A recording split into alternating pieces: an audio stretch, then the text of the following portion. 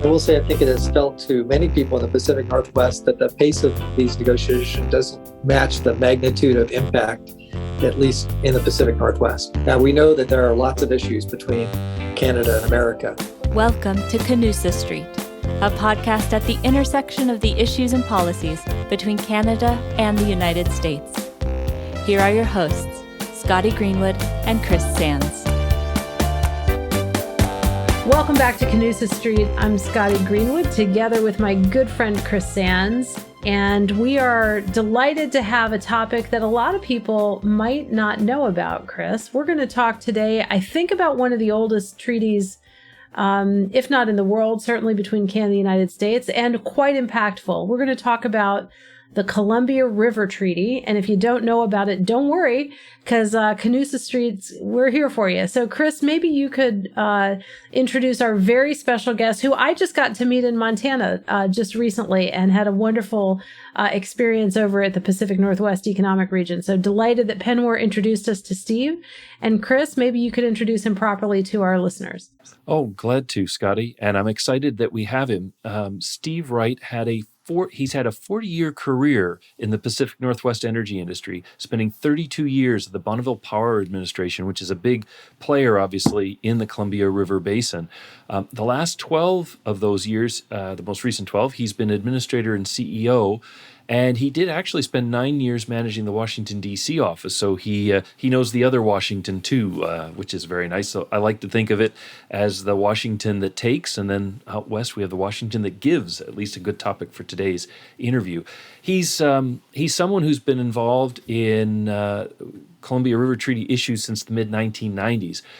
When the original entitlement return agreements had to be negotiated. And as the Bonneville Power Administration administrator, Steve was the chairman of the U.S. entity designated by presidential executive order as the U.S. lead for implementing the Columbia River Treaty. And under his leadership, the initial joint studies with the Canadian entity of post-2024 Columbia River Treaty operations, sort of forecasting, were initiated. And he led the establishment of that process, which led to the regional recommendation in December 2013. And everything in some ways flows from that. So, Steve, it's wonderful to have you. Thanks so much for giving us some time. Well, thank you for the opportunity to join with you. I really appreciate that. We're looking for ways to make the Canadian-American relationship work better. And certainly we've had a long history of having a very strong relationship between British Columbia and the Pacific Northwest through the Columbia River Treaty. So I love to talk about it. Well, and maybe I'll just start off first and then kick it over to Chris after I take my first shot here, Steve.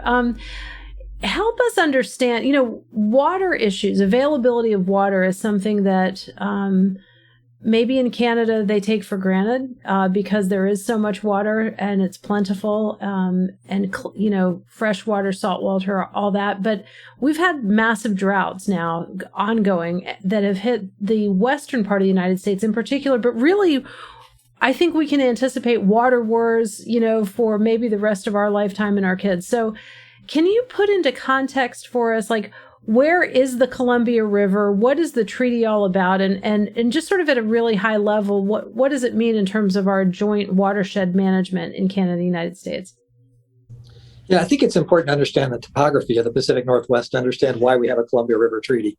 So the U.S. was building dams on the Columbia, starting with Franklin Delano Roosevelt, built Bonneville and Grand Coulee dams, and then a series of others.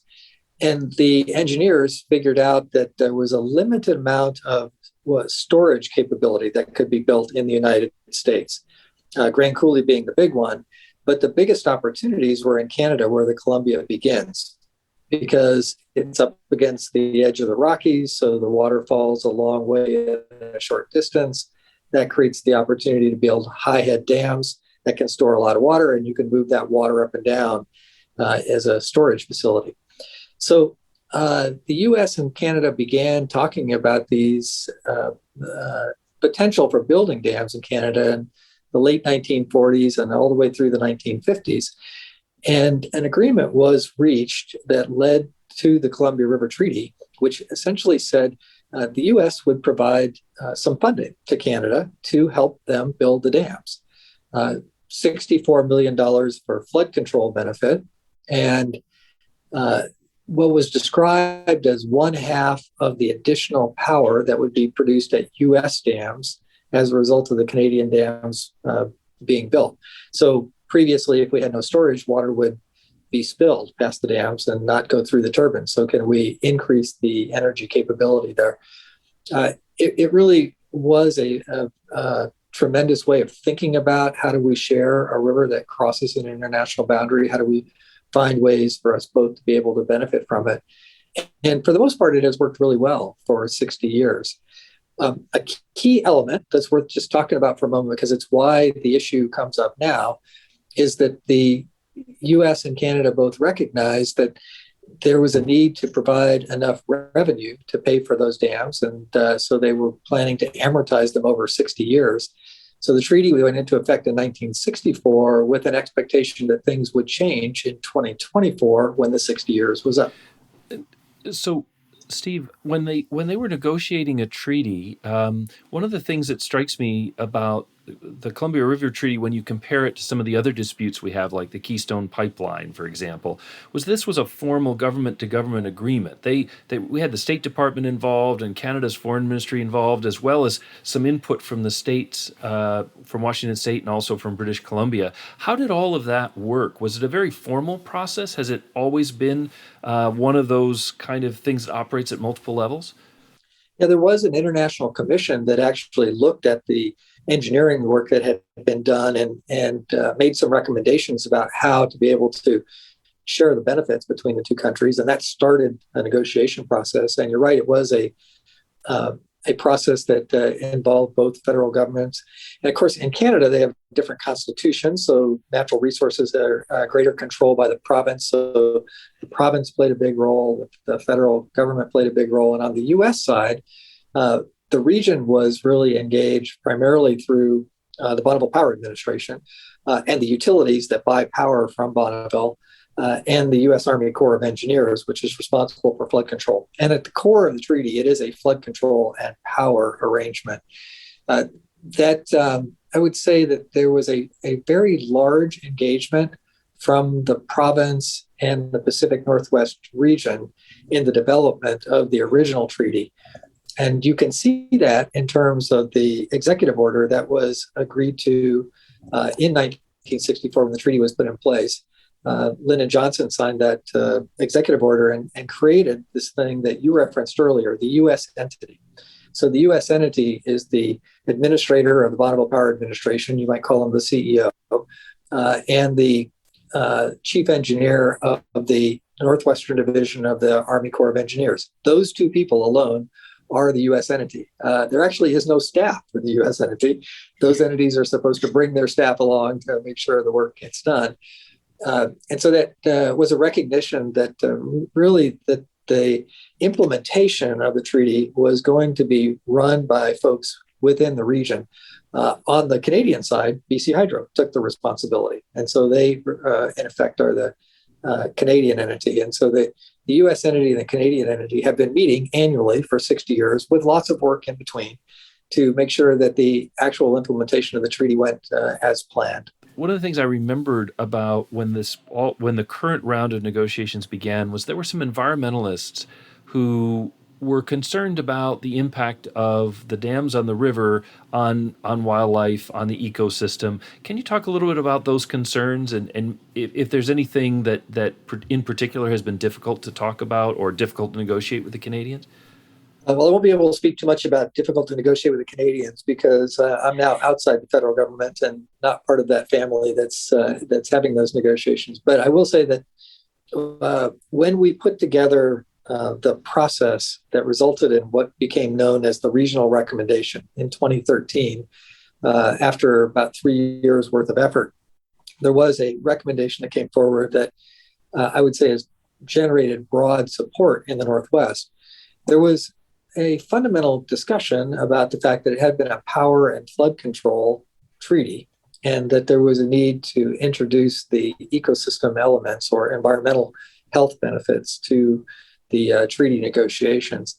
And I think a cornerstone of that regional recommendation is it's a three-legged stool, that it needs to address the power issues, the flood control issues, but it really needed to introduce in a way that it has been discussed, but it was not embedded in the treaty to address environmental health. When I say it has been discussed, there are a number of sub-agreements that have been put in place over the years. And certainly with the passage of the National Environmental Policy Act and the Endangered Species Act in the late 60s and early 70s, those acts applied to the Army Corps of Engineers, the Bonneville Power Administration, the Bureau of Reclamation, because it operates Grand Coulee Dam.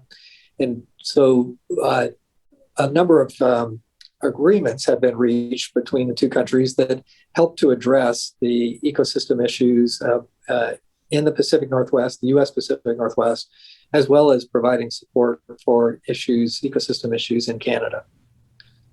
I think one of the open questions still is, well, how will this all work, though, in a renegotiated treaty? How does ecosystem health come in? We know that there are some key issues out there, both in terms of flow to help salmon and summer and spring, and in addition, particular concerns about fish passage past Chief Joseph and Grand Coulee, where today there is no fish passage, which prevents salmon from being able to re-enter the Canadian borders. So that's a good segue, Steve. So the current treaty expires in 2024. So, right? So roughly 2.5 years. So why are we talking about it now?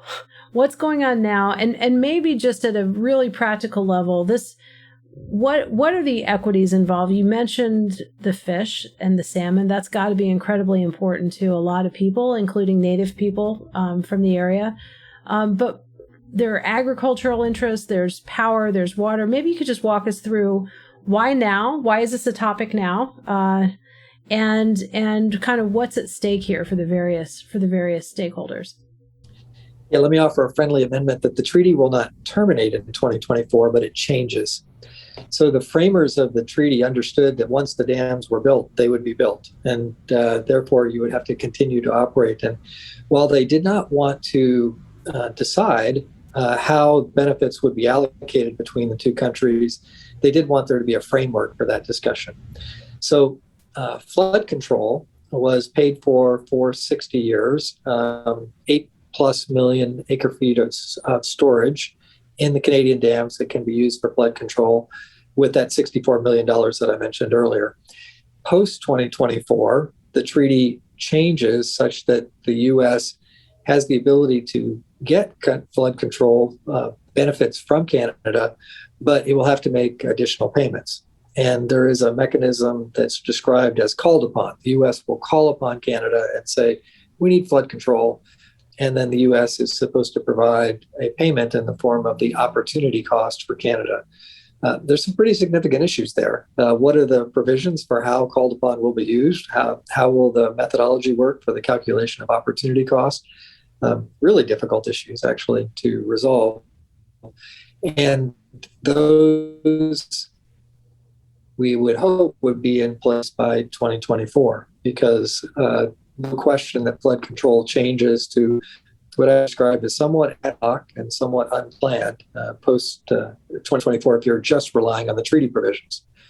The second really big issue that's in there is the what's called the entitlement return. Remember, I described that U.S. agreed to share 50% of the downstream power benefits from the Canadian storage, and that comes in the form of energy and what we call capacity that is paid to Canada on an annual basis.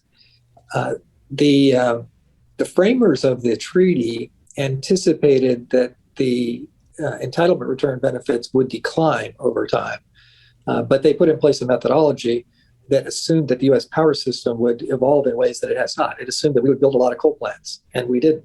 We built a lot of energy efficiency, and more recently, we built a lot of wind.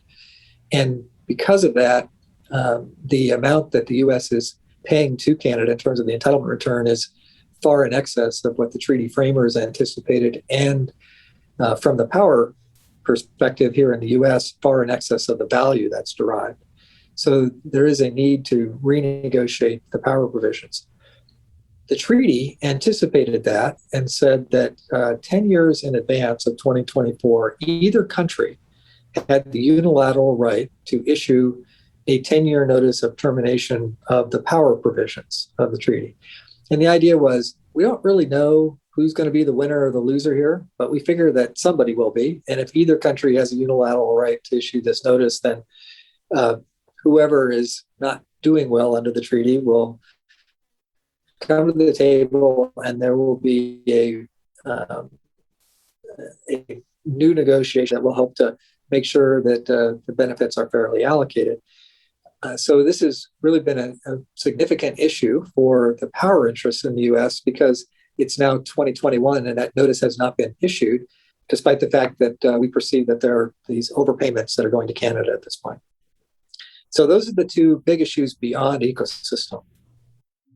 So last question for me. So who's the cast of characters? Steve, you and I were just in Montana in Big Sky at the Pacific Northwest Economic Region Annual Summit. There was a lot of discussion of Columbia River Treaty. To give us in a very real sense, like who's got the megaphone on the U.S. side? Who's got the megaphone on the Canadian side? Where are we actually with this? Because what I heard you just say a few moments ago is the U.S. is overpaying, and we haven't really gotten the process going to your satisfaction yet. So maybe where exactly are we as of today? Well, the regional recommendation was provided to the State Department in 2013, and the State Department took some time about issuing what's called the CIRC 175, which is the document that the State Department needs to have to establish the negotiating position of the United States. And once they got that issued, the treaty discussions began with Canada. And I'm trying to remember exactly, it was either 2017 or 2018, and there have now been 10 sessions back and forth. And I think the feeling was that the U.S. and Canada really should make a good faith effort to try to resolve things before going to the point of issuing the notice. So the key here right now are the federal governments backed up by the regions, in this case, Bonneville and the Corps of Engineers and a host of other federal agencies that are involved in these negotiations. And the federal government on their side, and BC Hydro and tribes that are involved in that discussion. Those folks are the ones that are controlling this discussion at this moment. Most of the rest of us who are impacted by it are seeking to have our voices heard in this conversation and hoping that our interests are fully represented. But the game right now is really inside of those negotiations. You know, the thing that strikes me just listening to you is, when the NAFTA was being renegotiated a couple of years ago, the North American Free Trade Agreement, everybody said we're going at lightning speed. We got the new USMCA negotiated in faster than you can imagine a treaty ever being negotiated. And, there are several global treaties, including the Doha round, international global treaties on many things that haven't been signed and negotiated. The U.S. still hasn't ratified the law of the sea. I think that's been around for longer than we've been alive. So you're reminding me in this conversation that USMCA and NAFTA, that trade policy, was an outlier because we got it done in like a year and a half with 3 countries. And here we are with something that is incredibly important, but more limited in scope than the NAFTA. And we're at it for years and years, and we're still not, looks like we don't have an agreement in principle or anything else. So anyway, just an observation there that these things do take a long time. And if there isn't a lot of attention and a lot of effort, maybe at the very highest levels, they can drag on a long time.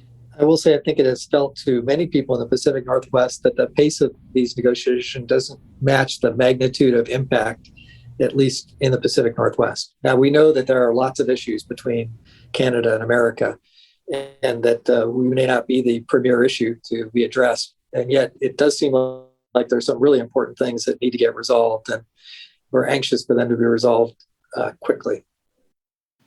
Steve, let me pick up on that because I want, maybe if you could, to have you talk a little bit about what happens if we fail. And what's in my mind is not just being a professor and failing people, but rather that if you remember back in the 1990s, we let the Pacific Salmon Treaty that we had kind of go over. And then we were in a period with no treaty. We had to kind of patch it together, and it created a crisis at that point.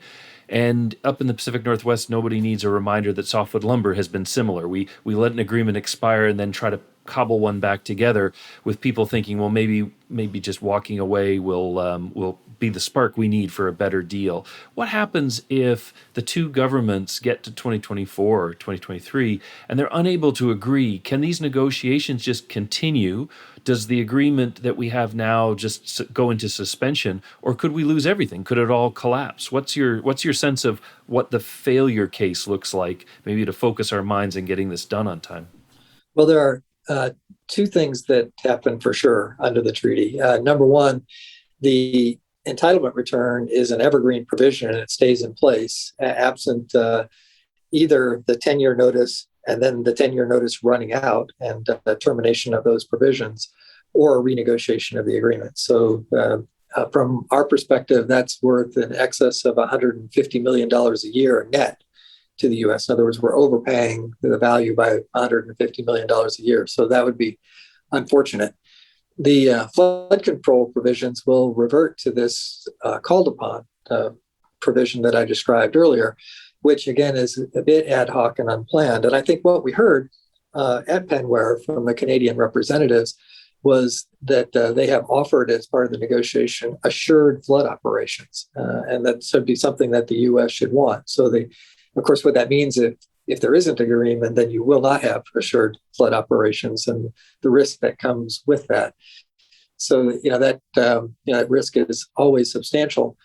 Although we would guess that the value of that flood control is probably in the low tens of millions of dollars per year. The highest value in the treaty has historically been on the power side. And so I think we're trying to work out here a flood risk management issue that is important, extremely important. It's a human health and safety issue, but probably valued in that low tens of millions of dollars versus power provisions that are worth, that $150 million a year plus. Those are the key trade-offs. I would say the ecosystem interests are anxious for their issues to be addressed as well. And so absent a new agreement of some kind, then they would, I think, believe that their issues are not getting addressed in the way that they would like them to be. Well, that goes maybe to my last question. Thinking in terms of a world in which, climate is changing, we have negotiations coming up later this year in Glasgow as part of the UN process. We've all been trying to get a handle on the big picture of how the climate has been changing. To what extent does that global phenomenon complicate the issues in the Columbia River in terms of water levels, snowfall, any of the elements that are there? Is what you're doing harder because of the backdrop of global climate change making things unpredictable or more difficult? There are two answers to that question. So when I was at Bonneville, we went out and we hired the best regional modelers that there were. They provided the input on the Intergovernmental Panel on Climate Change report.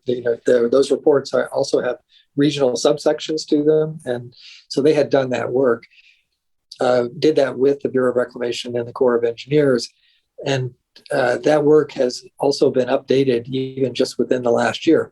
And interestingly enough, what it finds is that the expectation is that the level of precipitation in the Northwest, and this includes up in the Canadian portion of the Northwest, will stay relatively constant. There are always ranges around the numbers, but there isn't an expectation that the expected value would be a lower level of precipitation. But the problem is higher temperatures means more rain and less snow. Well, when you have a storage limited system, then more rain and less snow can be somewhat problematic. The other piece of this is probably the more recent part, because that part, it should evolve over time, and I think the system can probably manage it as you see that evolution occur. It's the question of whether you will have more severe weather events. Flood risk and the management of the system has the most difficult time when you have rain on snow events. And so if you have early rains because the weather gets warm, then the question is, well, what kind of flows will you see? And particularly, of course, spring is when you're going to have the highest flows to begin with, because that's when you got snow melt coming out. So that one is the hard one, I have to say, to figure out. And I think we've got some work to do, and probably it has always struck me that the new Columbia River Treaty negotiation will probably have to have some contingencies for the fact that that's more unpredictable than, and we're not going to be able to rely on the historical record to define how we will manage the system.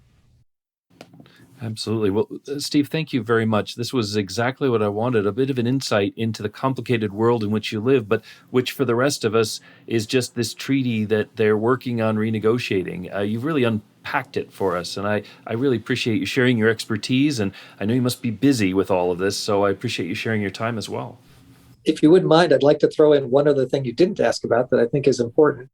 I was just going to ask you to do that. So perfect. I think it's important to recognize there is a provision that Senator Cantwell introduced into the infrastructure package that has now passed the Senate, was just introduced in middle of July, that directly impacts the Columbia River Treaty. Her thought, and I think it is a very worthwhile thought, is that the way the power system operates in the U.S. and in Canada is changing dramatically.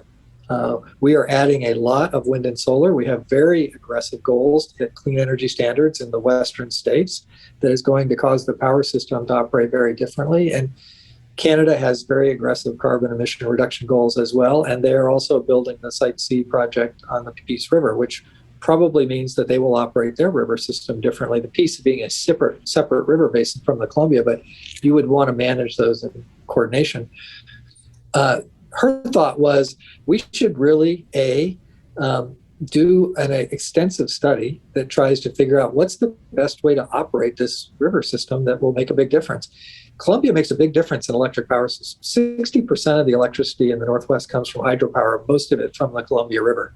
So the way that system operates makes a big difference in terms of the Northwest system and even down into California. And so if we were able to think about how to modernize the operation of the river to reflect the fact that we have very changing societal goals out here, it makes a lot of sense. So she said, put $10 million aside to do that study. And then that study may result in the opportunity for more trade between the US and Canada, which means you may need more transmission. And so there actually is somewhere between $750 million to $1 billion for new transmission if those studies were to pan out and if the Canadians were to reform the entitlement return. There's a carrot there to fix that overpayment that the U.S. is making to Canada. So it's an exciting provision, and with the infrastructure bill moving forward, it looks like there's a high probability that will be enacted.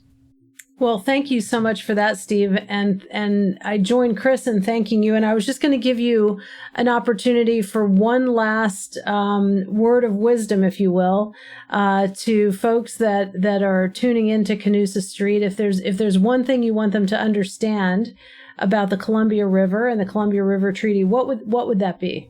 The Columbia River Treaty has been a model for how a river that crosses an international border should be managed all the way back to the 1960s. These are tough negotiations that go on between Canada and the United States because we both have constituencies that we represent. And yet at the end of the day, it's always been about creating the best value for society and then finding a way to be able to share that. I think society's values have changed, and we have an opportunity to be able to update and modernize here. Some of my most treasured relationships, though, from my time at Bonneville are with the Canadians. And my hope and expectation is that we will find a way to work through these really difficult issues in the next few years and then manage this river the way it has been for the last 60 years for the next 60 years. Very well said. Thank you so much for joining us. Thank you. And so nice to join with you for this conversation.